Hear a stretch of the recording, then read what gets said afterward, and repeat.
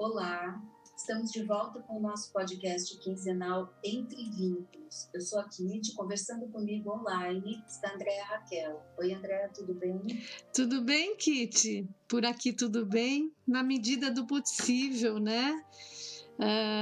É um prazer estar com você novamente nesse podcast chamado Entre Vínculos, que vocês podem ouvir pelo Spotify e também pelo site Recriando Vínculos. Hoje é 24 de abril, uma sexta-feira, e nesse podcast nós gostaríamos de retomar um tema que foi citado no podcast anterior, que é o tema da desigualdade socioeconômica brasileira, especificamente.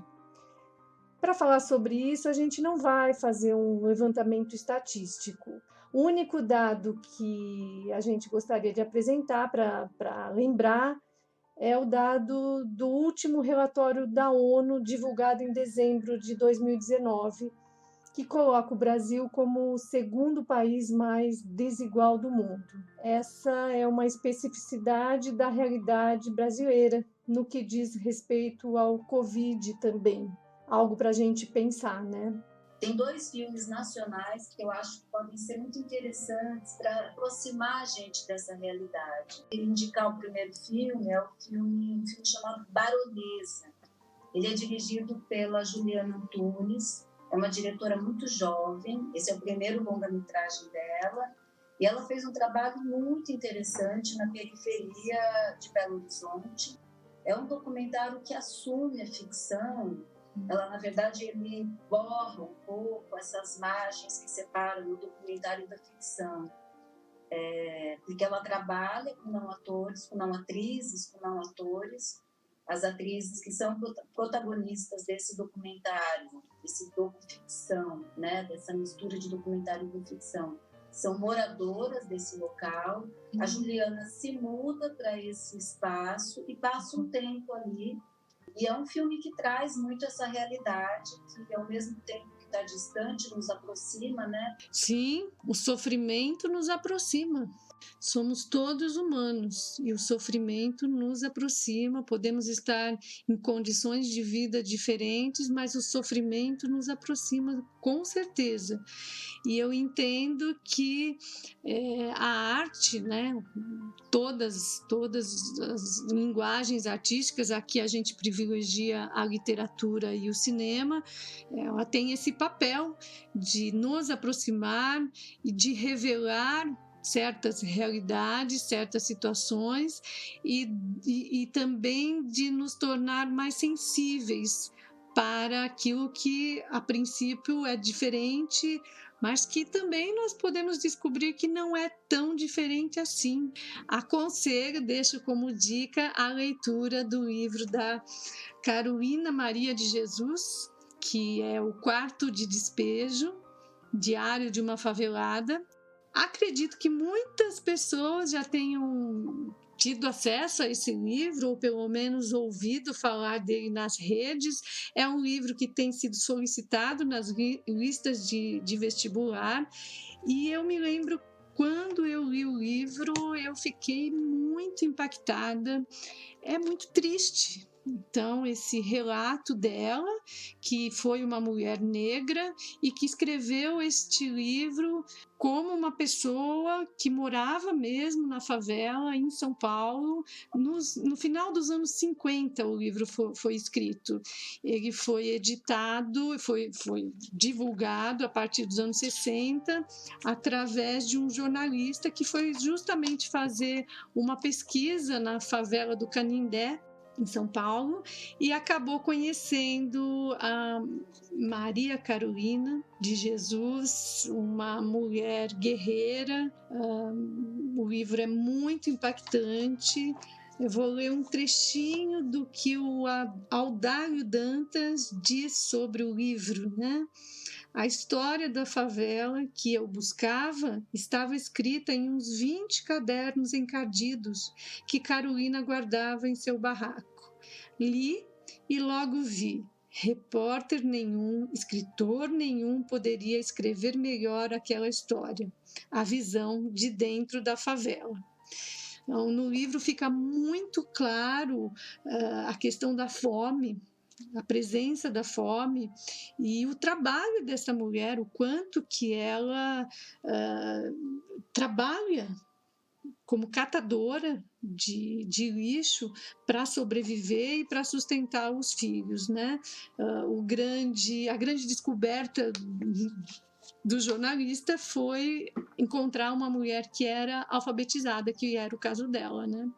Sim, nessa linha do autor falar da própria realidade ou da chamada literatura realista, né? Que é o caso da Carolina, a gente pode pensar em outros escritores muito interessantes recentemente, porque 2018, O Sol na Cabeça, foi um livro que se destacou na crítica literária de literatura realista, que é de um autor chamado Giovanni Martins, um autor jovem, e este livro é um livro de contos. É um autor que também é da periferia, favela do Vidigal, em São Paulo, e que tem uma linguagem refinada. Eu gostei muito do livro.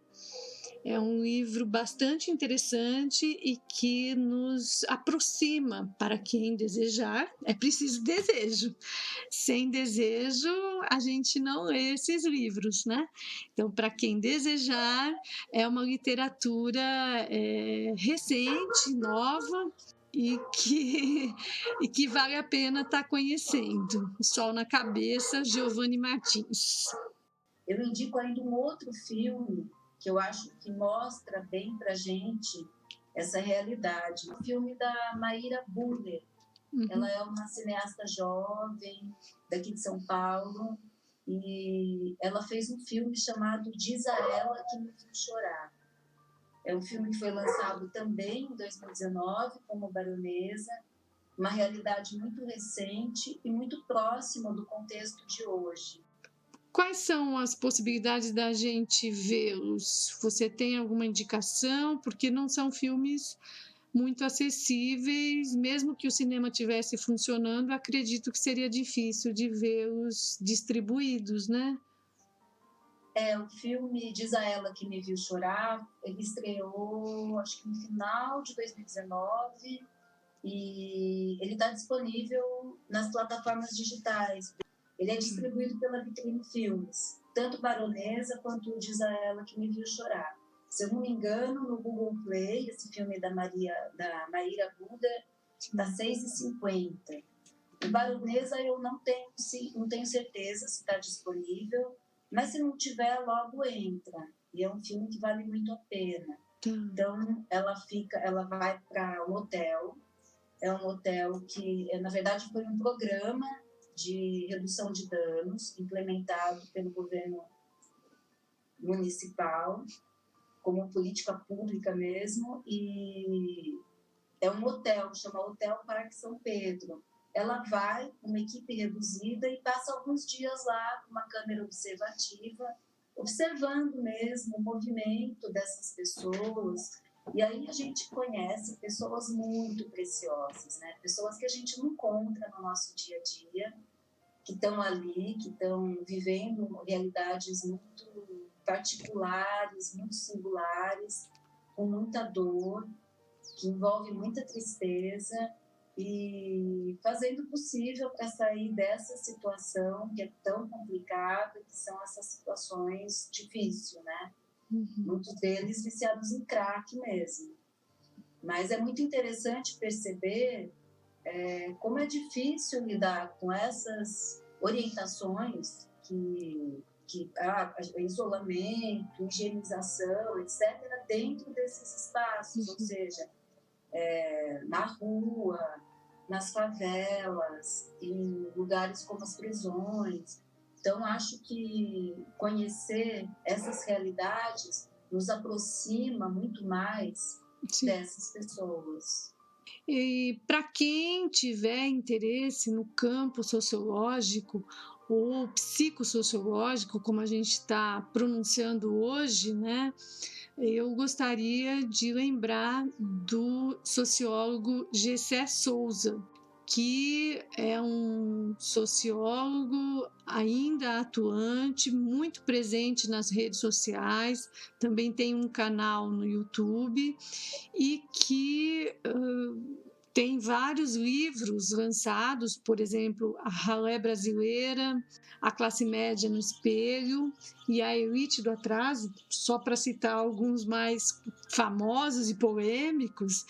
E o interessante do Gessé é que ele faz estudos de caso, são estudos com equipe, pesquisas bastante sólidas e fundamentadas na ciência da sociologia e da psicologia. Tem psicólogos que participam da equipe dele, e aí é muito interessante, por exemplo, este livro, A Ralé Brasileira, para quem desejar conhecer um pouco mais, para quem tem interesse e não conhece, o Gessé, com a equipe dele, ele faz um levantamento da forma de vida dos grupos sociais, no caso, esse livro tratando do grupo social que é pobre, que é desfavorecido socialmente. Então, quais são os valores, as formas de vida, o nível de escolarização. E eu acho que o Gessé vem contribuindo muito para muitas discussões que têm ocorrido em relação às relações de classe, em relação à questão da desigualdade social, especialmente. O Gessé, acho que é um sociólogo bastante interessante para a gente ler e para a gente conhecer também nas mídias. E aí eu gostaria de citar mais algumas indicações. Esse diretor que eu vou citar, o nome dele é Afonso Uchoa. Ele fez um filme, tem 2 filmes muito interessantes. Um é A Vizinhança do Tigre, que lançou ele, na verdade, ele ganhou vários prêmios. E na sequência ele fez um outro chamado Arábia. Ele também é mineiro, inclusive ele é o montador do filme da Juliana Antunes, o Baronesa. E ele também filma essa periferia de Belo Horizonte. Ele também traz histórias contadas através de não atores e trazendo temas que são muito pertinentes a essa realidade social. São filmes muito potentes. E fora do Brasil, eu gostaria de citar também um filme que me tocou muito na época que eu assisti, um filme chamado Um Episódio na Vida de um Catador de Ferro Velho, do bósnio Danis Talovic. É um filme muito interessante que narra também como é difícil o acesso dessa população a políticas públicas, né? No caso do filme Um Episódio na Vida de um Catador de Ferro Velho, a esposa dele, ela está grávida, esse bebê morre, e ela precisa passar por um procedimento de retirada desse feto do corpo dela. E os hospitais não aceitam porque ela não tem convênio médico. Então, ela é mandada de volta para casa várias vezes, inúmeras vezes, que eles dizem não, se você não tem como pagar, você não será atendido. Isso me faz lembrar da importância do SUS aqui no Brasil, né? Sim. De como a gente deve valorizar essas preciosidades que ainda temos. Para quem desejar conhecer a realidade outra, a realidade do outro, que não é a própria, poderá descobrir que muitas vezes há coisas em comum com aquele outro que está fora dos nossos muros, das nossas casas. Então, o Sérgio Vaz e o Ferrez são autores, escritores. O Sérgio Vaz é uma pessoa mais velha, é um poeta da periferia de São Paulo e vem lançando, editando vários livros. Acho que ele trabalha na poesia desde final dos anos 80, se eu não me engano, mas os livros mais recentes, como por exemplo O Colecionador de Pedras, que é um livro de poemas, não é tão recente. Então, a partir dos anos 2000, ele foi tendo mais repercussão e ele é um educador cultural, ele organiza saraus na periferia e vem se destacando, é um autor muito interessante. Acho que você conhece essas referências, né, Kitty? É um trabalho de democratização, né, da poesia, é um trabalho que estimula as pessoas, provoca reflexões, e um trabalho muito honesto. Então tem uma discussão com relação à desigualdade, muito lúcida, muito coerente e muito verdadeira. E acho que tem uma aposta também destes educadores, o Sérgio Vaz, o Ferrez e outros, que nós não estamos citando aqui,